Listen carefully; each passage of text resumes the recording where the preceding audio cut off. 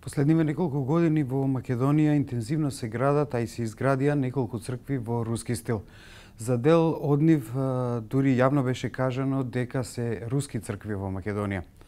Дел од експертите, а и неколку познати светски медиуми од типот на лондонски Guardian, ово го протолкуваа како дел од руската политика, така наречена soft power или мека моќ за проширување на руското влијание на Балканот, а со тоа и во Македонија. Дали можеме да зборуваме за такво влијание, за таков обид за влијание врз македонската политика од руска страна во Македонија преку религијата и црквата? Ако го имаме предвид тоа силно влијание на овие религиски верувања врз граѓанството, предизвика на секоја власт, поготово на автократските режими, да едноставно го приграбат тој медиум и направат една симбиоза. Во Руската Федерација принципот на секуларизам е скршен и тој де факто не постои, иако де јуре стои во уставот на Руската Федерација. Ова веројатно се влече од тому што последното од задолженијата во КГБ на Путин беше управување и раководење со религиската сфера, веројатно од тому и познанството со патриархот Кирил, кој што ден денеска се шпекулира во руската јавност дека тој бил човек на КГБ уште во тоа време и веројатно уште денеска извршува задачи за потребите на националната безбедност на модерна Русија.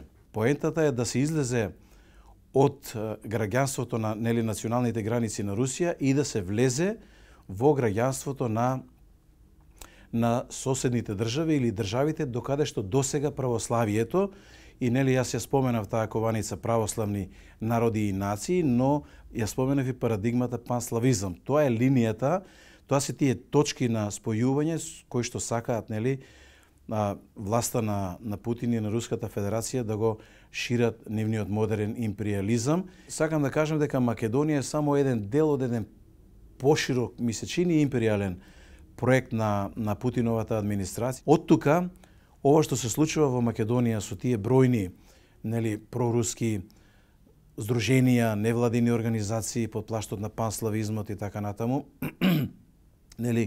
православни братски друштва, не е автохтон производ. Туку е наметнат производ, тоа е извезен производ од страна на оваа стратегија на Руската Федерација да се инфилтрира во така наречениот православен, доминантно православен свет, доминантни православни држави и нации. Мислам дека ние сме јасно определени кој е нашиот пат. Патот е членство во Европската Унија, патот е членство во НАТО.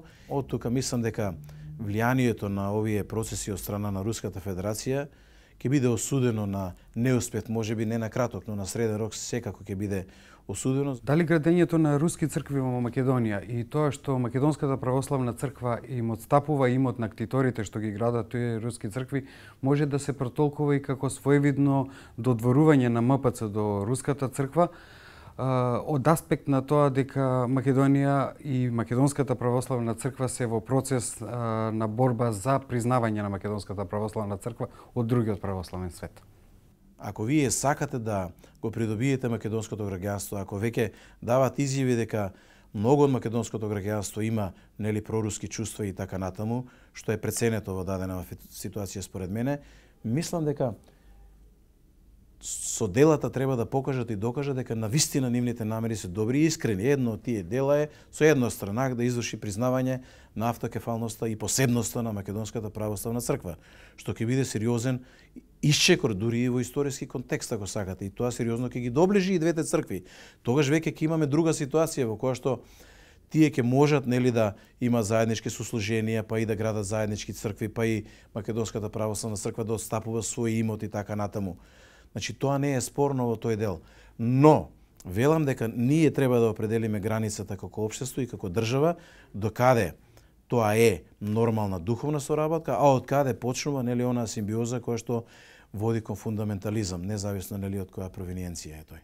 Мислам дека лукративни причини се во прашање, сакаат да имаат повеќе верски објекти, сакаат да имаат повеќе цркви, сакаат да се шири, мислејќи на тој начин дека се шири православието, се шири влијанието меѓу граѓанството, во општеството воопшто. И мислам дека повеќе се лукративни причини. Не верувам дека тие се свесни за овој процес на оваа империјална амбиција на Руската Федерација, која што е во нели симбиоза со Руската православна црква, и се уште не се свесни дека тој процес е длабоко сериозен во руското општество. Ако ово го потолкуваме како обид за руско влијание врз македонската политика наспроти низините определби за НАТО и евроинтеграции, тогаш што треба да направи македонската држава? Каде да ја повлече таа линија? До каде е границата која што треба да ја постави македонската држава за да се заштити од таквите странски влијанија, во конкретниот случај руски, преку црквата во Македонија? Државата треба да е многу внимателна, да го следи одблиску процесот и да го пресретнува во моментите кога таа граница се преминува. Границата е многу едноставно да ја воспоставите. Ако станува збор објективно за промоција на духовните вредности, на оние православни христијански духовни вредности кои што се заеднички за целиот табор на христијанството, и ако се задира во политичката сфера, ако се примети дека се обидува на тој начин јавното мнение да се врти во правец на интересите на руската доминација на овие простори, тогаш државата мора да реагира во тој дел и има механизми, инструменти и начини како тоа да се прави.